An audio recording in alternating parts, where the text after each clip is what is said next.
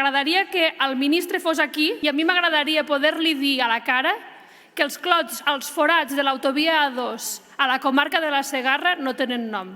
Fa anys que denunciem els clots, els forats i el deteriorament constant de la calçada i fa anys que advertim del perill que suposa per la seguretat viària. No és la pluja, és la seva deixadesa acumulada. Divendres passat molts cotxes van patir punxades de rodes, trencament de vidres i col·lisions. Quantes incidències més calen perquè l'Estat actuï amb previsió i no a cop d'emergència? I ha estat tan greu que han hagut de tallar carrils sencers i córrer a reparar-los contrarrellotge.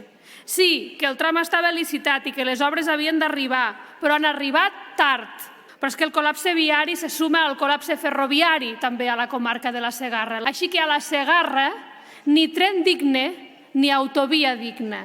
Senyories del PP, efectivament, el govern espanyol té molts deures per fer en matèria d'infraestructures, però vostès, això segur, no estan en condicions de donar lliçons a ningú.